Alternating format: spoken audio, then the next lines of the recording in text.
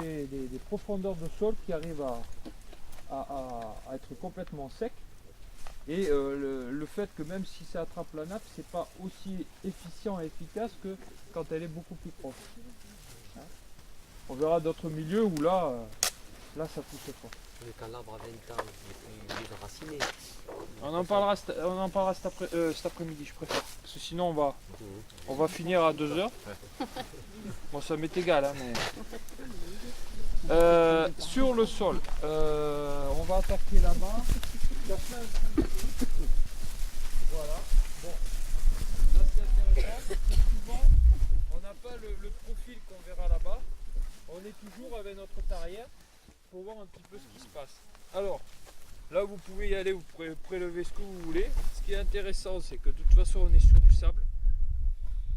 On va avoir des teintes de sable très différentes. Hein. On essaiera de faire des sondages cet après-midi pour voir si il y a des variantes.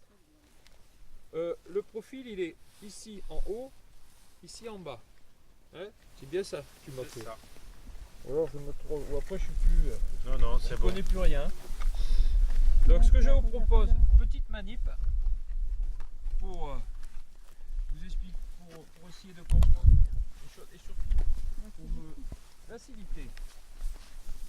Parce que quand on est sur un tas de verre pilé, parce que c'est du verre pilé hein, pour le coup. Hein.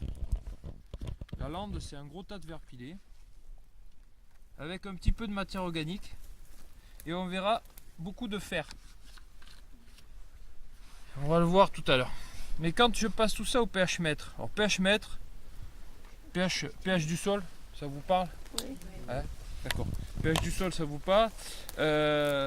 Donc ça va. Le pH du terrain va nous traduire quand même une certaine fertilité. Plus le pH est bas, ben plus la disponibilité en nutriments est faible. Pour simplifier. Plus on verra que ici on a des particularités, c'est qu'on peut avoir aussi sur des sols très acides l'alumine qui au départ est quand même relativement toxique pour les plantes, joue aussi une action dans le complexe argilo-humique. Le complexe argilo-humique, si vous voulez, c'est les interactions entre les parties qui sont des éléments solubles dans l'eau et qui sont assimilables par la plante et les éléments qui sont bloqués dans le sol, notamment à travers la matière organique et autres. Sur d'autres sols, ça peut être des argiles qui ne sont pas disponibles aux plantes. Donc il y a des échanges entre les deux et dans ces terrains, on peut avoir effectivement les alumines qui jouent un rôle. On va très loin, je ne pense pas que vous irez si loin avec vos élèves, mais sachez que c'est des milieux relativement complexes, ces milieux très acides, parce qu'on a des interactions chimiques d'autres éléments qui d'habitude ne jouent pas sur des pH supérieurs. Bon, quand je passe ça au pH mètre, alors là il y a même un peu trop de matière organique, ça fait que c'est un peu noirâtre, mais quand vous regardez les teintes, on est quand même beaucoup plus sur le rouge que sur le vert. Ça veut dire qu'on est autour de 4. Alors les pH dans la lande, c'est de 3,5 à 4,5. Donc on est très très faible. Là il y a du pain maritime, mais vous pouvez aller sur des terrains où il n'y a pas eu de pain maritime, vous serez sur les mêmes ratios. Alors pourquoi? Parce que les sables retiennent rien. C'est-à-dire que vous pouvez faire un apport de chaux pour remonter vos pH. Il y aura une lame d'eau qui va passer là-dessus et ça va disparaître. Il n'y a rien pour capter, si ce n'est un petit peu de matière organique. Et la matière organique, elle est relativement faible. Hein. C'est un peu grisâtre, hein, mais il n'y en a pas énormément. On en verra un peu plus cet après-midi sur des terrains humides. Mais tout ça est relativement pauvre au niveau humique. Et quand on progresse dans le profil, on a quelque chose de très cendreux, hein, ouais, très gris. Et à un moment donné, on va arriver sur quelque chose qui est un peu plus rouille. Et pour finir, si je ne me trompe pas, c'est que tu n'as pas pu aller plus loin.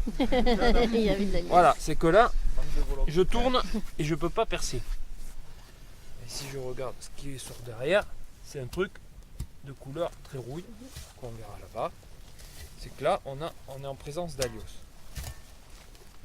Alors, Et ça, c'est pareil, hein, si je le pêche au pH, c'est très mauvais.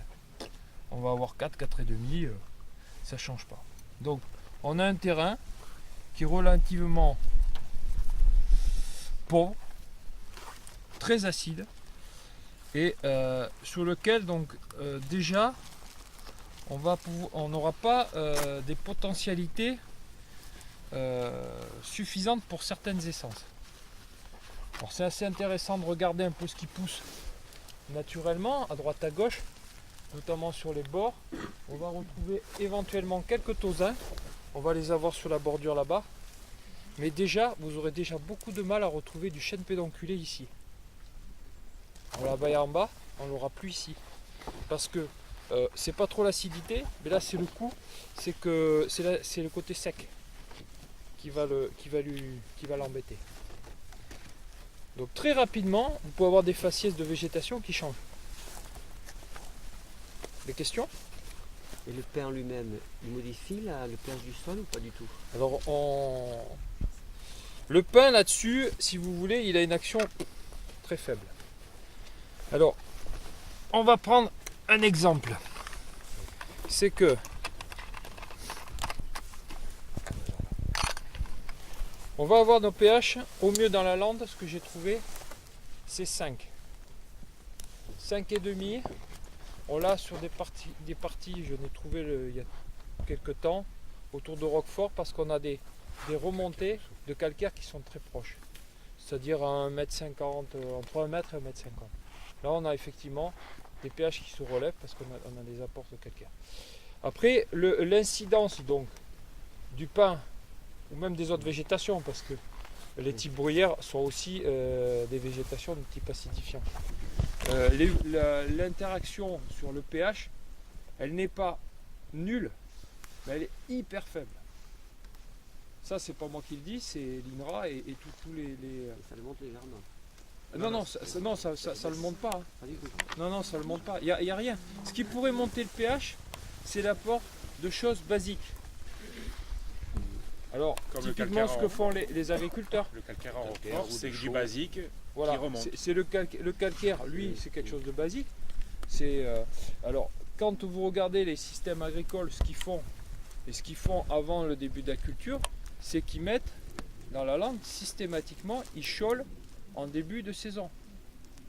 Ça peut être du calcium pur, c'est-à-dire de la chaux, ou des chaux magnésiennes. Il y a du magnésium aussi. C'est deux entités qui sont basiques et qui vous remontent le pH, qui vont aussi servir dans la nutrition minérale. Ça, on ne le fait pas. On ne le fait pas. On ne le fait pas. Un, parce que les essais n'ont pas montré d'action sur la croissance. Et deux, ça revient assez cher. Et la croissance est sur 40 ans. Et alors, il y a un autre phénomène, c'est que sur pain maritime, on a autre chose, c'est que si on a des pH un peu trop forts, le démarrage est ralenti. C'est paradoxal. C'est-à-dire qu'on a des pH à 5,5, 6. Au lieu d'avoir une plantation à 2 ans qui soit comme ça, on va l'avoir comme ça. Et c'est le problème qu'on a à côté de Roquefort. C'est des plantations qui végètent au départ, alors que sur les mêmes parcelles, qui sont des grandes parcelles, vous avez une partie qui est plus basique que l'autre. Il y a un démarrage qui est plus fulgurant sur les parties acides que sur les parties plus basiques. Plus basiques, elles n'ont pas des pH au-dessus de 7, elles sont un peu plus riches. Elles sont moins acides. C'est ça. Alors, je ne peux pas vous dire ça n'a pas d'action. Il y a une action. Mais l'action, elle est générale parce que entre le pin et la bruyère, de toute façon, on n'est pas sur des végétations qui sont de type améliorante. Mais quoi qu'il en soit, moi c'est l'image que j'en ai, c'est qu'on est sur un sort tellement acide, c'est comme si on était sur le plancher et qu'on essaye de creuser. À un moment donné, on ne peut plus descendre. C'est tellement bas le pH que même si on amène un peu d'acidifiant, l'effet il est... C'est que là, on est vraiment on est au plus bas des pH qu'on a sur les terrains français. Hein. On est sur du sable, du sable, il n'y a pas autre chose. D'où la question de beaucoup de gens, pourquoi on met Pourquoi pas autre chose? Pourquoi on dit c'est de beaucoup de Non, mais on va y venir tout au long de la journée, c'est-à-dire que c'est dû à ça. vous avez vu là, déjà, on a un facteur limitant, c'est l'eau, plus l'acidité. On verra que quand on a que l'acidité, que l'eau n'est plus un facteur déterminant, on va voir réapparaître des choses. Ici, en feuillu, c'est le tausin. Vous pouvez installer ce que vous voulez, du pédonculé, etc. Mais il n'ira pas loin. Parce que il n'a pas d'eau. Pourquoi on dit que la terre de bruyère c'est bien? Terre de bruyère, c'est bien pour les plantes qui aiment l'acidité. Et voilà, Les rhododendrons, rhododendrons. typiquement. Voilà. Si vous mettez de la terre de bruyère sur des plantes qui ne supportent pas l'acidité, vous allez voir la tête qu'elles vont faire. La pédologie pour un forestier est primordiale parce qu'on ne peut pas aller contre le terrain. On est guidé par le terrain. Donc, pas très. Ah ouais, on est limité. On va regarder ce que c'est de la liose. Tu tiens? Ouais, c'est bien.